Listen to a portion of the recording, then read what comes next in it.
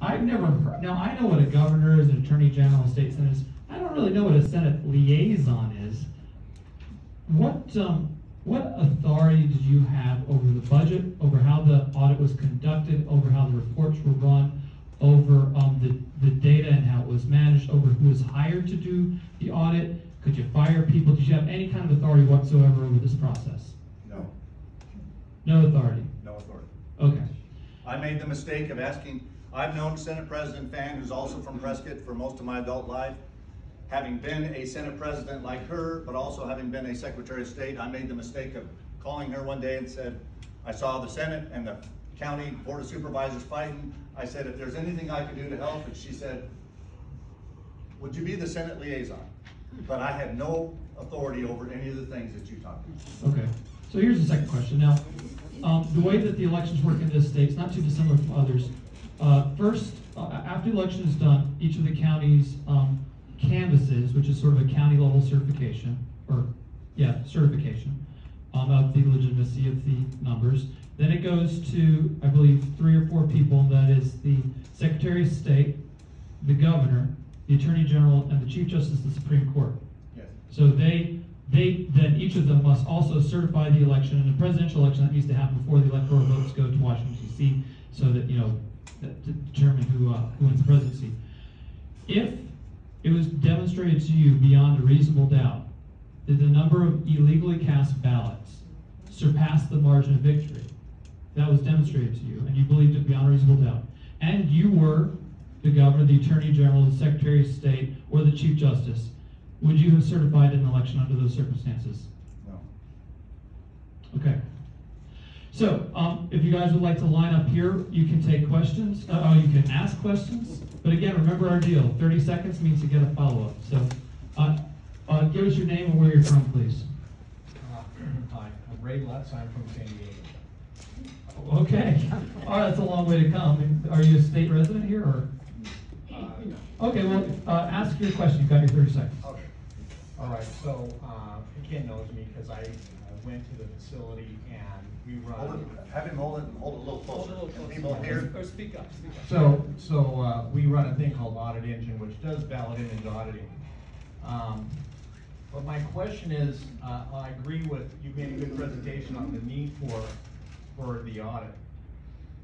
They did a lot of hand counting, tallied them on the tally sheets.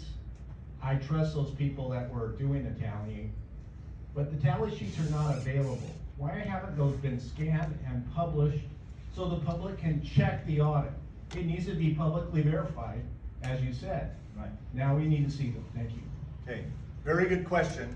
And I've been asking that question of the Senate and Mr. Logan from Cyber Ninjas kind of behind the scenes by email and phone. As they were doing the audit, let me explain it this way. Maricopa County conducted their election, 2.1 million ballots, in 10,341 batches.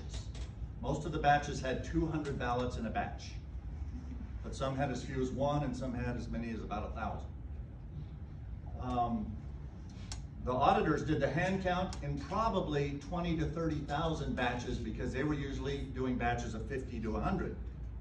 And if you divide 2.1 million by 50 to 100, you end up with 20 or 30,000. There's an aggregation spreadsheet that is supposed to be forthcoming that has the tally sheets from each of the 3 people on each of those 20 or 30,000 batches. And 2 of those 3 or 3 of the 3 had to match in order for them to consider that a good count. And there's supposed to be a huge spreadsheet that I thought would have been released September 24th when they gave the report to the Senate, but it was not. I'm told that it's still forthcoming. It is very important that that be released because it's supposed to have, for a batch of 100 ballots, let's say, that was counted by yellow table number 6 on June the 10th or whatever, at 12:15 in the afternoon, that batch should have 3 tally sheets from 3 different people who looked at the votes on the ballot, and as long as 2 out of the 3, or usually all 3, matched, then that count became part of the official count over in the spreadsheet, And all of those counts add up to the numbers that the auditors counted on the hand ballots. That, I hope, comes out very soon, because it is a document that anyone should be able to look at and say, okay, their hand count, I can see the tally sheets and the numbers from each tally sheet and the number that ended up in their official count. Thank you. All right. Quick follow-up. A quick follow-up and a quick answer to the follow-up, because we've got a nice line here. Okay. The ballot number 15, that was off by 15,000 ballots. Have you gotten any feedback on why that was so far off? 15,000 on one ballot. Yes.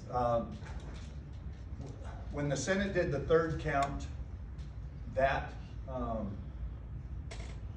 the forms that had the count from the hand count were incomplete, because Cyber Ninjas was still working on them. So there were several of the pages, or several parts in the pages that they released. Maybe resolved. That I think will be resolved when all of the data gets on those sheets. They weren't 15,000 off. Remember, when they counted 2.1 million ballots, they came out within 350 in total. So they can't be off 15,000 in one ballot. Okay. But it's because it was incomplete Thank you. All right, document that they were looking at. what's your name, where are you from? Barney Brenner, 50-year resident of Tucson. There are allegations in multiple states and in some counties in Arizona that votes were inserted electronically into the totals. What was done to ensure that the number of physical ballots that you had matched the number of votes counted total? Okay. The answer is that the auditors, when they were doing their count, they always defaulted, when a question came up, they always defaulted to the physical ballots. In fact, Cyber Ninja's main report said there was no substantial difference between the hand count of the ballots and the official canvass of Maricopa County. That's important because paper ballots are the best evidence of voter intent, and there is no reliable evidence that the paper ballots were altered to any material degree. So they worked from the physical ballots. The election system actually works from ballot images that the machines scan very quickly as they're processed through the machine. So one of the reasons that the Senate had the auditors do a hand count of the physical ballots is to answer that specific question: were there unauthorized images of ballots that were electronically put into the election system that may have been different from the actual physical ballots that the voters filled out? And because the auditors counted the physical ballots and they came up within 350 votes out of 2.1 million, I believe that that says that there was not any manipulation of the ballot images. Sure. Do you have any concern that outside of Maricopa County, for instance, other counties in Arizona or other states in the United States might have had electronic insertions of ballot numbers? I don't have too much concern about other counties within Arizona, but when I saw some of the things that happened in some of the other states, I do have some concerns in those states. A lot of people here are Sorry, concerned. one follow-up, you got it. Next, Shelley Case, chairman of the Pima GOP. We have royalty here. I am pleased. The floor is yours. Ken, thank you so much for coming to Pima County. My question deals with the third point, and that is looking forward. Right now, today in Pima County, we have 51,646 people who have not voted since 2018. They should be removed from the ballots. Our county Removed from the voter rolls? From the voter rolls. They should not be allowed to vote without re-registering, correct? Well, that's not the Yes. way state law is written, but So I we want them understand your removed, point. okay? Yeah. So we have, according to 42 U.S. Code of Federal Regulations, they are to be removed. Our county recorder has said that she will not remove their names. That the fact that they have not voted since 2018 is not a reason for removing them from the voter rolls. What recourse do we have when we have elected officials that will not follow the law? Right now, there is almost no recourse officially stated in state law that says if a county recorder doesn't follow state law and remove voters when they're supposed to be removed, to my knowledge, there's no mechanism in those statutes that says we slap the hand of the recorder or we do whatever we do. Unfortunately, but this is one of the things that I think the legislature needs to come together in a special session later this year to address things just like that. Thank you. Thank you for your question. Steve? Hi. Did we lose the mic here? It's not picking up. Okay, there we go. I hit the button. There you go, Steve. Steve Ewan, I'm the chairman of Santa Cruz County, and I can appreciate your confidence in the rest of the counties, but a great deal of people in Santa Cruz do not hold that opinion, sir. I do have confidence in your audit, and my question is that we have LAAs assisting us in checking our voter rolls and looking for anomalies, and we have another company called QandA that's doing the same thing. And what my question is how should I proceed so that we may find whether or not we need an audit in Santa Cruz County after we get this information? I guess the best recommendation I would have, Steve, is to contact your and other legislators. Which is why I say other legislators. Everything in Arizona happens based on 3 numbers. Anyone know what the 3 numbers are? 16, 31, and 1. If you want to change something in Arizona, you got to get 16 out of the 30 people in the Senate. You got to get 31 out of the 60 in the House, and the governor to sign a bill saying that well, one of the recommendations out of the audit was that there should be a election audit unit somewhere in state government. Maybe it's in the Auditor General's office, which there exists as part of the legislature, so that periodically, maybe at every election, there's a possibility that any county could be randomly selected for an audit.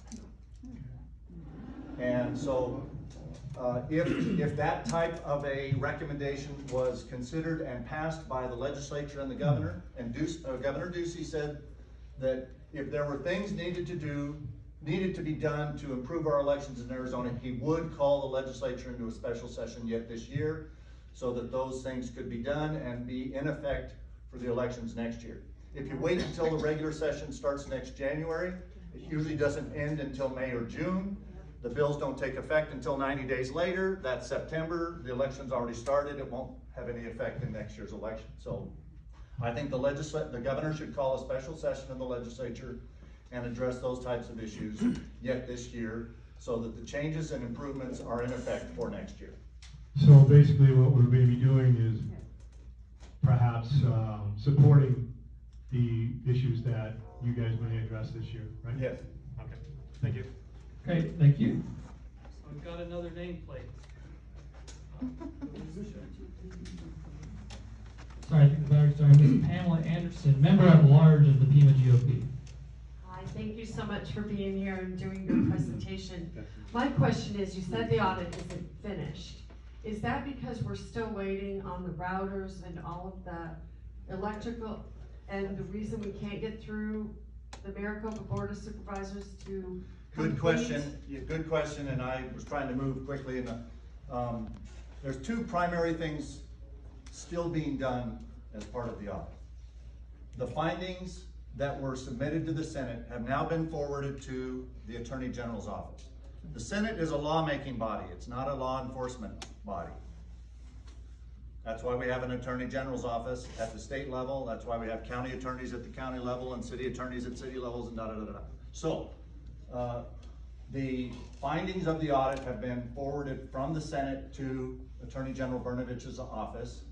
And the second thing that is still ongoing is that the Senate has agreed with Maricopa County Board of Supervisors to appoint a special master that they both agreed on. It's former Congressman John Shadegg, who is going to be responsible for hiring independent technical experts to go in and look at the routers and Splunk logs or whatever things to make sure that the machines weren't connected to the internet, and then a few other things. But those are the two main things that are still ongoing with the audit. Is that it's been forwarded to the Attorney General for further investigation and enforcement or indictment if they find something, and then they're working on the router situation. So you check the paper ballots, but the machines, how do you know that they didn't flip votes and all of that kind of thing? Is that from the routers, or are you just taking at value the paper ballots that you have? As if they were correct. Okay. If Maricopa County had released results that were different than what we found on counting the votes on the paper ballots, then we would definitely be looking at where did that manipulation or switching of votes occur. Has that happened in the US? Yes. In fact, one of the visitors to the audit was a gentleman from Tennessee. He is an election commissioner in Tennessee because about 10 years ago or 8 years ago, Benny Smith, isn't it? That's right. He happened to take a picture of a precinct total slip that was printed out by the machine. Poll tape, thank you, John. He happened to take one at 7 o'clock when the polls closed, and then 3 hours later when they released the results for that precinct, he noticed that about 200 votes had been switched from one candidate to another. Okay.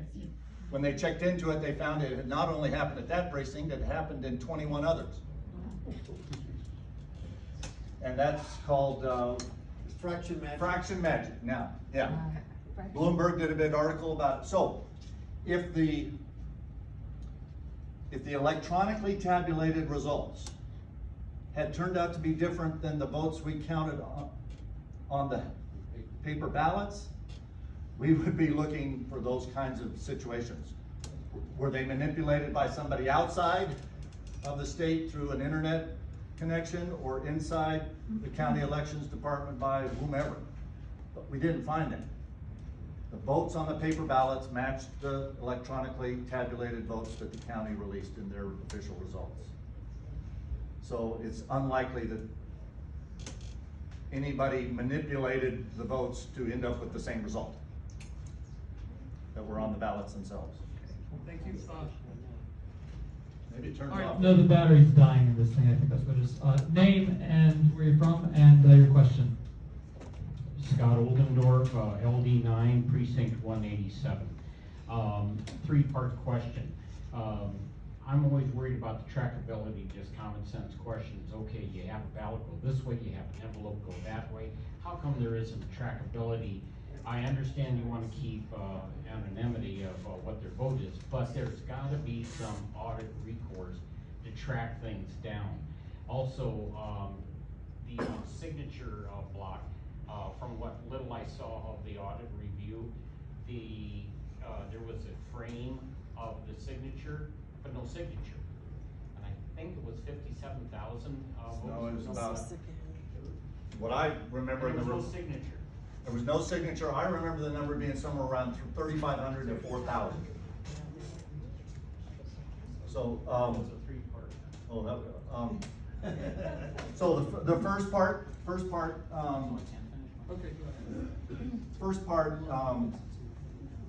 ahead. it is for the purpose of anonymity, to not, that the ballots go one way and the envelopes go another way.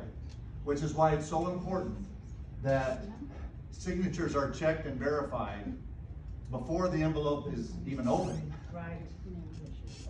And should not be open if it's a blank signature box or a near blank or a scribble that doesn't match the voter signature in the voter registration records. There are certain things about elections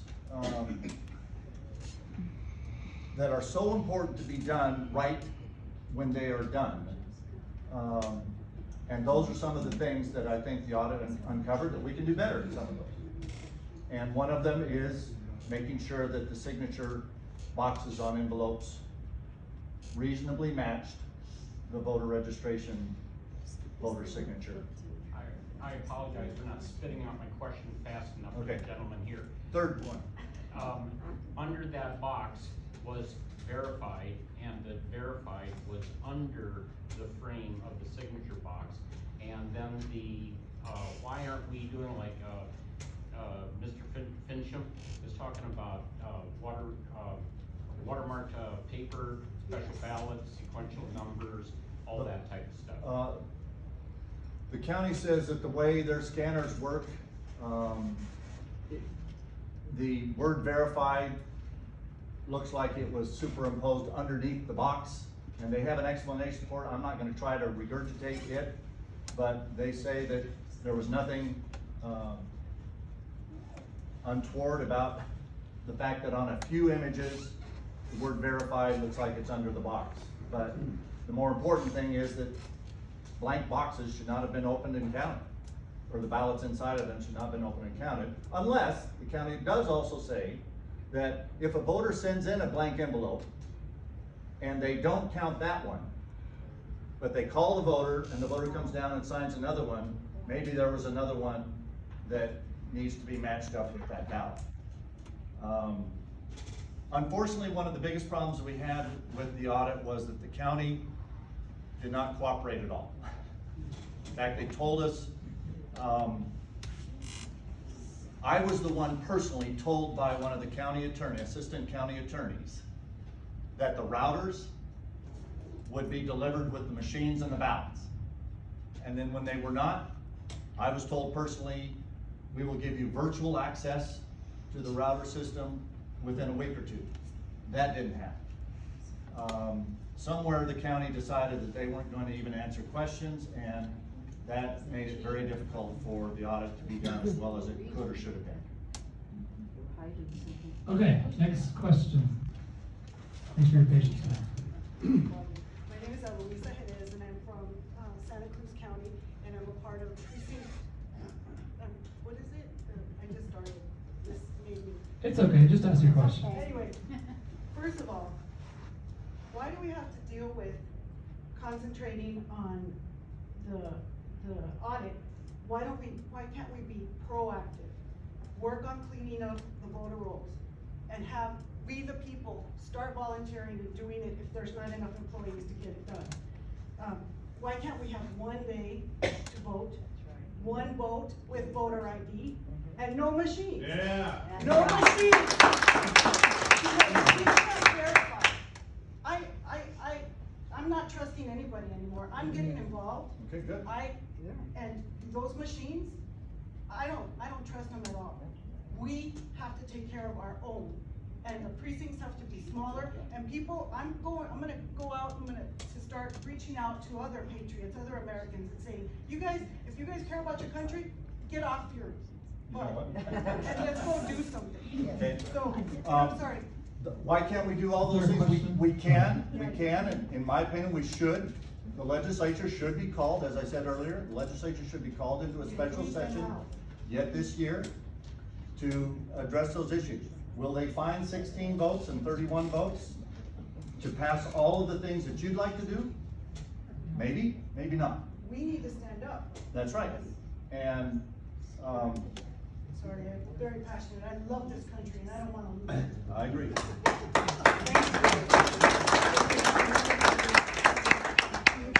Calm down. Okay, mail-in ballots. Why weren't they separated from the rest? Because they said that all the ballots, you know, that they all counted, and it's about the truth. I am a true Republican conservative. I'm pro-Trump, but it doesn't matter. If he didn't win, he didn't win. We want the truth. Why? You count the ballots, we don't know if they're fraudulent. There's a bunch of proof that there was some fraudulent ballots, and you count all fake. Let's let him answer. Thank you very much. You're right. Forgive me, with respect. I got involved because I wanted the same thing as you want, which is the truth.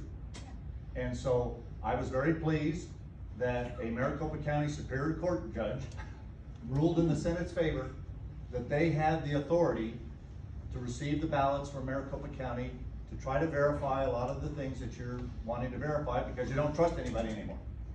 And the machines and now, if Maricopa County tried to conduct an election without machines, I have a solution for that.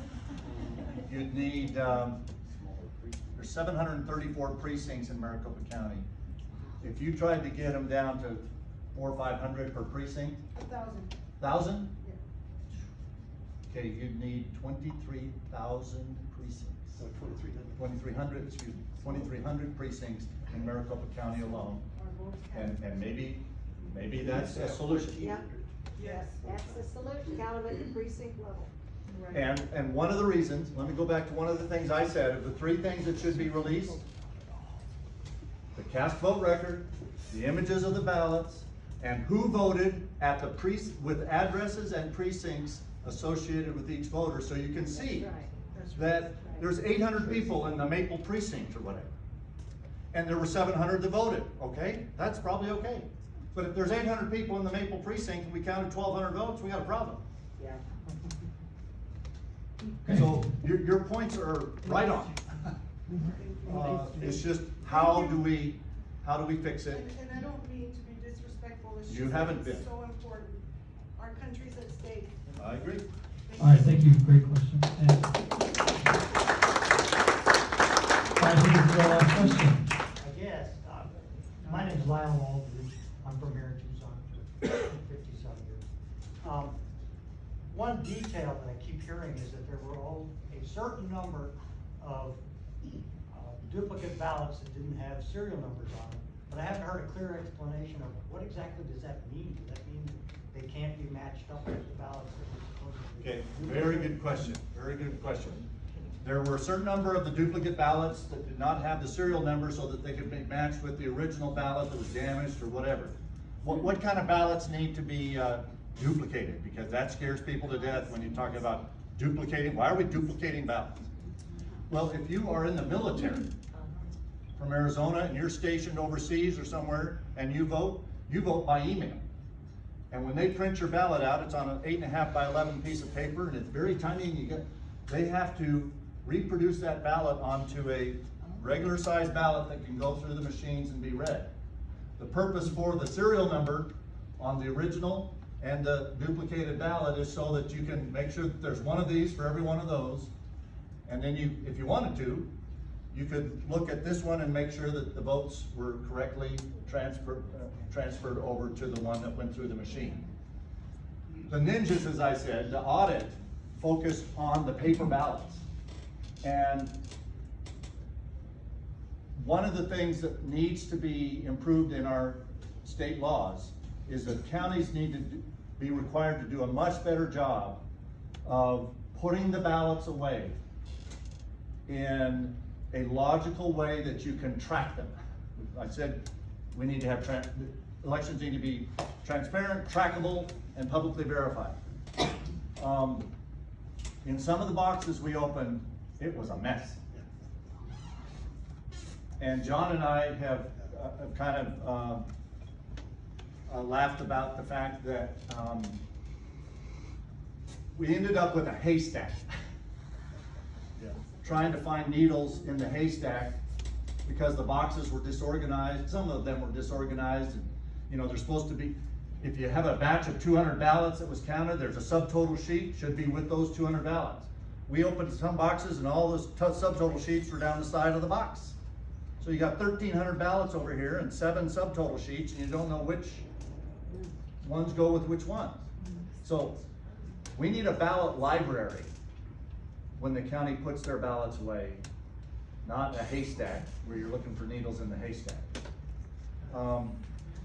Because of some of the mess that was in the boxes, and there were original ballots that had to be duplicated and they were in different boxes. I mean, one of the findings is that there was a couple thousand difference between the original ballots that had to be duplicated and the duplicated ones that they could find. Which is why they went back to the originals whenever those kinds of questions arose.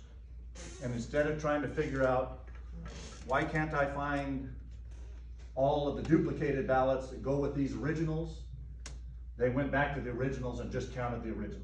Well, a quick question though, and I think this might help elucidate things.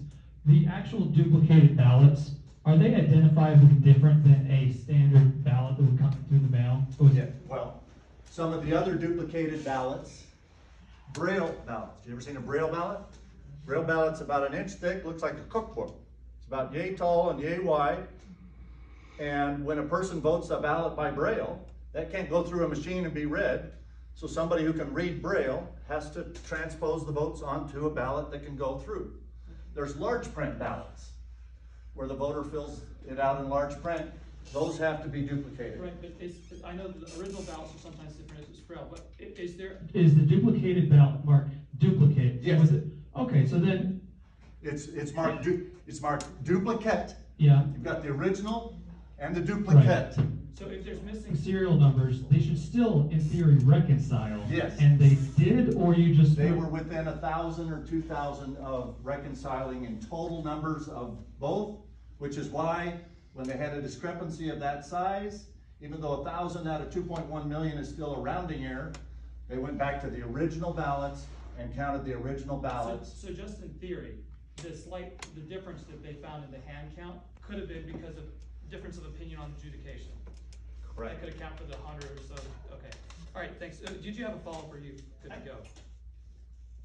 This is somewhat related to the lady before me. Our Arizona Constitution says that our elections shall be held on one day. Okay. How did we end up with an election that takes a month?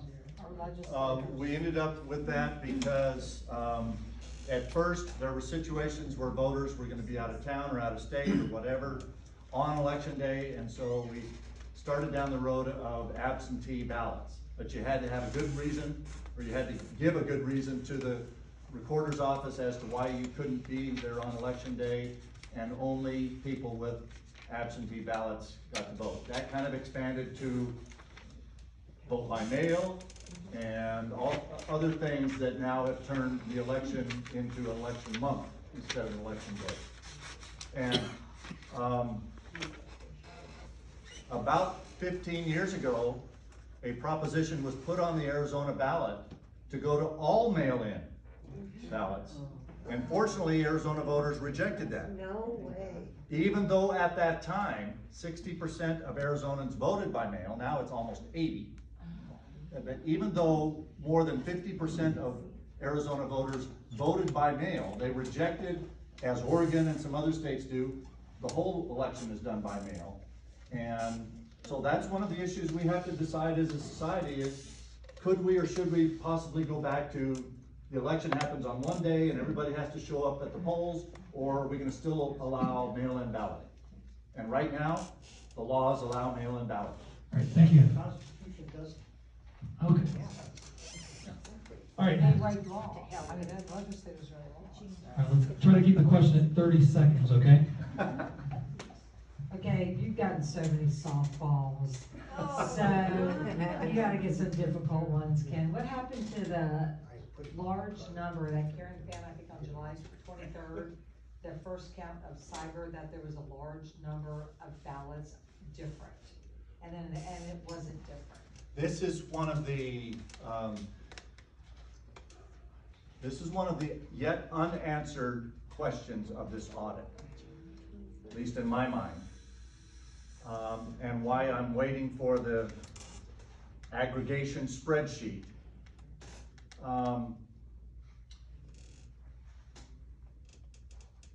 As the hand count was finishing, I was literally standing in the doorway of the Arizona Coliseum,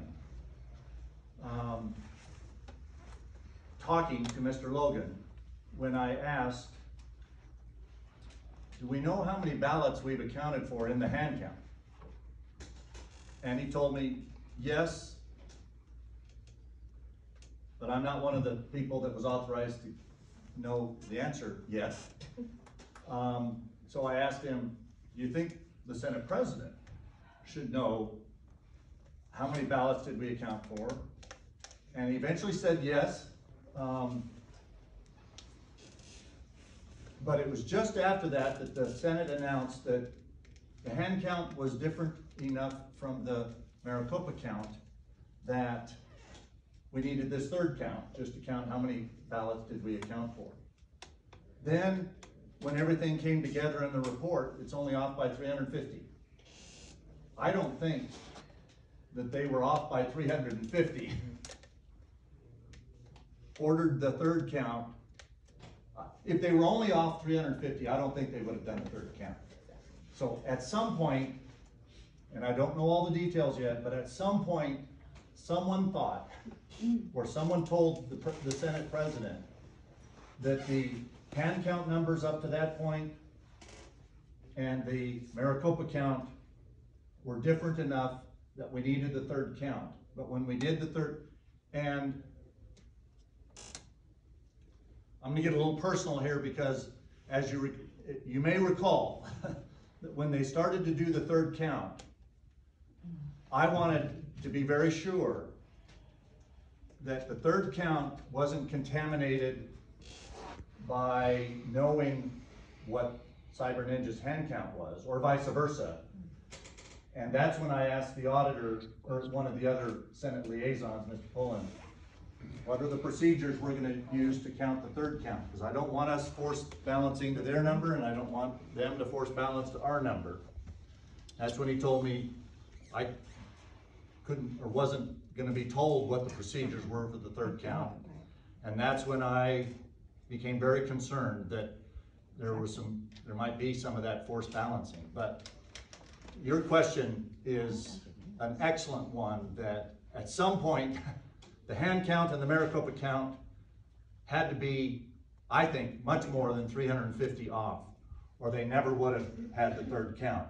But when they did the third count and then released the results of the hand count, everything's within 350. So until we get the, which I think is why we got the first question we got tonight.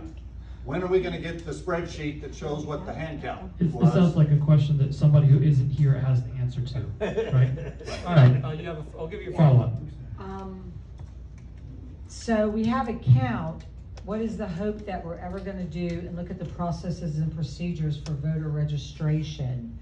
Because that's where, you know, how are the registered, all the registrations, and you know, is there any chance we're going to get that, the procedure? You know, a lot of times it's not the ballots, it's the processes and procedures need to be audited. Right. Well, in my opinion, there's really three things you got to do to make sure that you have an accurate election that is transparent, trackable, and publicly verified. You got to make sure that the people that are eligible to vote are real citizens who should be eligible to vote.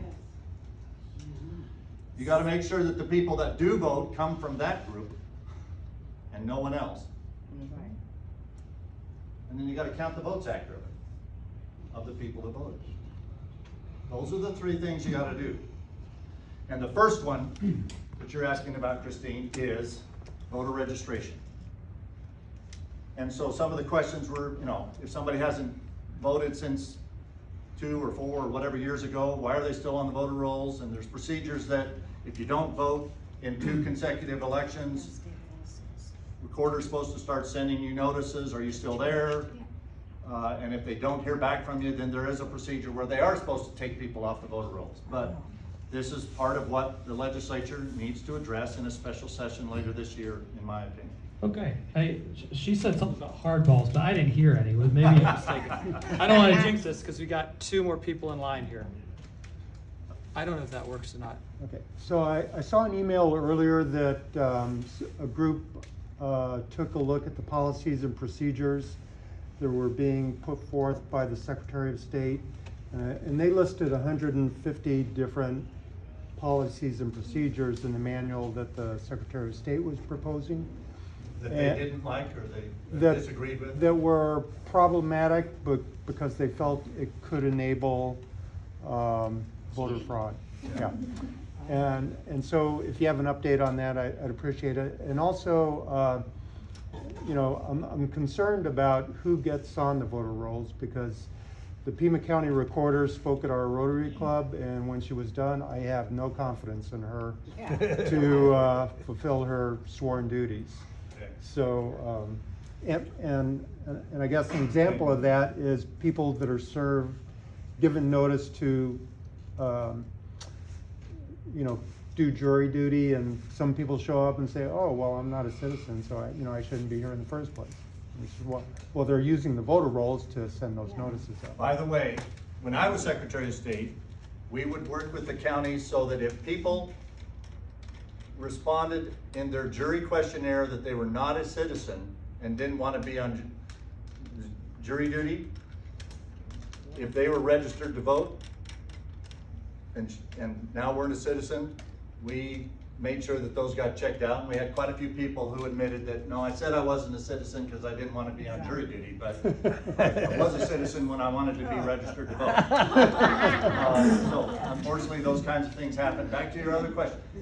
There's two main things that govern elections in Arizona. One are state laws, or statutes they're sometimes called, and the other is the Election Procedures Manual, which is specifically authorized in state law under the direction of the Secretary of State, that kind of fills in the gaps if there are gaps in the state statutes.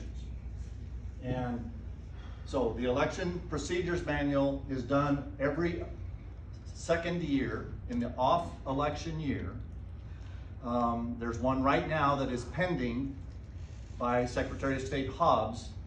There are two other people that have to sign off on the Election Procedures Manual, in addition to the Secretary of State. That's the Attorney General and the Governor. When I was Secretary of State for 6 years, I did 3, because they're every other year, Election Procedures Manuals. The Governor's, during my tenure, was Brewer, who had been the Secretary of State, but the Attorney General was Terry Goddard, pretty staunch Democrat, and we had to, we had some back and forth as to whether there was anything in there that he disagreed with or vice versa. But that's the check and balance in state law as to the Election Procedures Manual. The Secretary of State does it, but it has to be agreed to by the Attorney General and the Governor. So right now we have a Democrat Secretary of State, but a Republican Attorney General and Governor. They have to agree, and all right, thank you. We're not at the end of that process for this year's Election Procedures Manual. Let us know your name, where you're from, and shoot your question. Hi, my name is Mike Bryan. I'm here from Tucson. Hi, Mike. Hi. So let me make sure that I understand your qualifications, and I'm not overstating or anything. My qualifications? Your qualifications. You were to be here at the town hall, or well, what? just in general regarding elections. You were Secretary of State for 8 years. Is that right? 6. 6 years. So you ran the state's elections for 6 years. I was the chief elections official per the Constitution, but the counties really run the election. But you oversee the process. Yes. All right. And I oversaw 12 state elections or multi-jurisdictional elections during that 6 years. And for some number of years, you were also in the state senate, leader of the state senate. Yes. And you were present for the entire, well, pretty much the entire process of this Cyber Ninja audit recount. Yes. Yeah. Except for the week that they kicked me out. Okay. So you have a great deal, probably more than anybody, firsthand experience of what happened during the recount, what the results of the recount were, how the state elections work, how the state senate works. And given that background and experience, do you agree with President Trump and Kari Lake and Mark Fincham and others who insist that the state of Arizona was stolen and actually voted for Trump? Well, all we looked at in the audit was Maricopa County. And what we found in the audit of Maricopa County is that Trump didn't lose by 45,000, approximately. He lost by 45,300. That's what the count of the physical ballots showed in Maricopa County. Now, statewide, I think the results from the 15 counties, there were 4 or 5 counties that Biden won. The others were won by Trump. Maricopa seems to have, the results say Biden won by 45,000. He won by 10,000 statewide. So in the entire rest of the state, Trump won by 35,000. Biden won by 45,000 in Maricopa. You mean hundreds? No. 4,500? 45,000.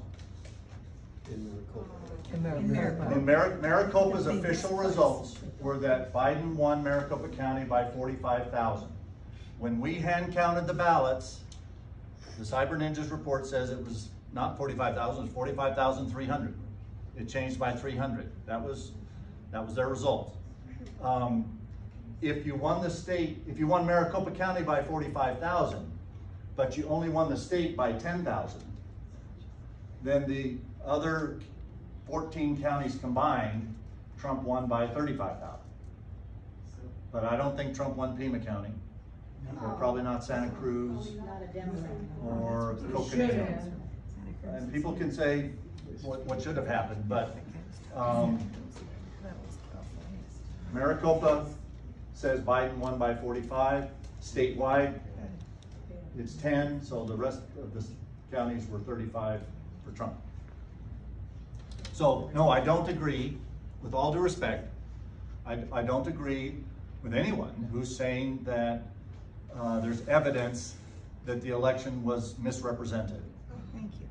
And now, Thank you for that I'm a clear huge answer. Trump supporter. I would have loved to have been somebody to say that we found something different, but we didn't in Maricopa County. Now, my follow-up is that Trump, I believe, has expressed an interest in a Pima County audit, and certainly Mark Fincham, who's running for Secretary of State, has insisted that Pima County needs also to be audited. My question is, given what you found in Maricopa County, are there procedures different enough in Pima County to warrant doing an audit here, given that you've already made recommendations and findings for changes to state election laws that would address any concerns you might have? Thank you. Personally, I would come down on the side of the procedures used in the counties around the state are supposed to be the same. The counties get to decide which equipment and election management system, it's called, that they choose to use. There's about 6 systems that are used nationwide. In Arizona, we use 3. Maricopa uses Dominion. Yavapai County uses Unison. And the other 13 uses a company called ES&S. So Pima County uses a different election management system than Maricopa County.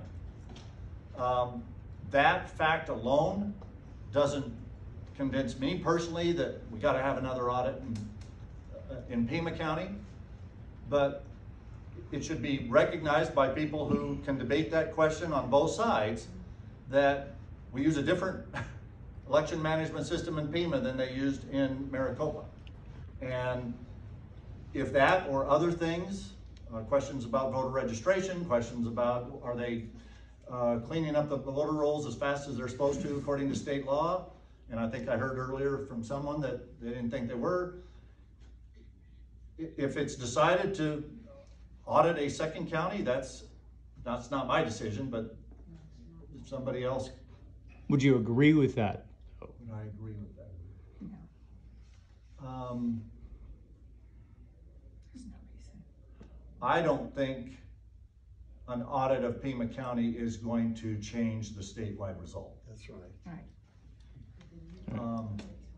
Thank you for the answer. Well, I actually would follow But up. again, I earlier said, I believe every county should be audited before it's certified.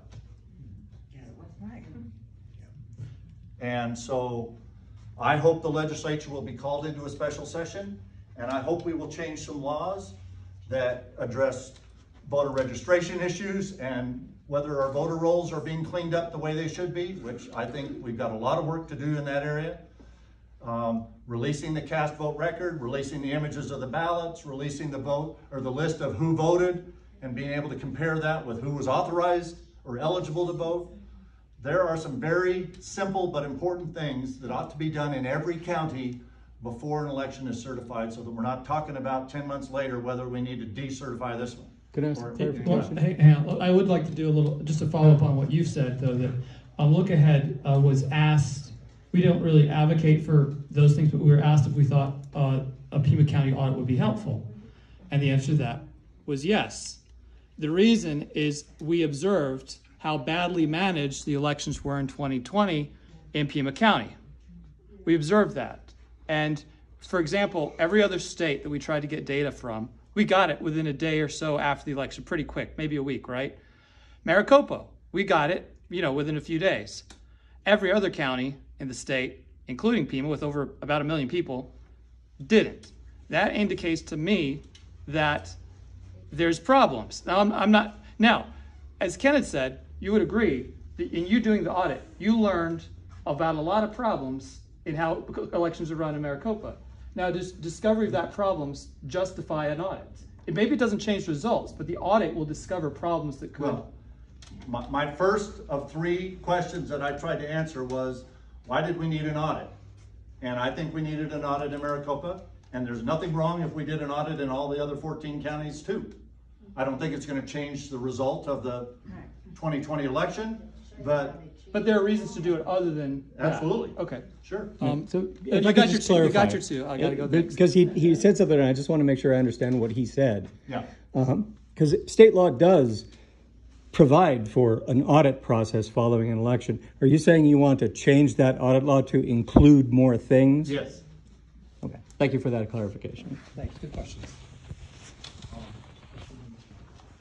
Name and where you're from and question. My name is Dave Roy. I'm from Green Valley. And I'm a real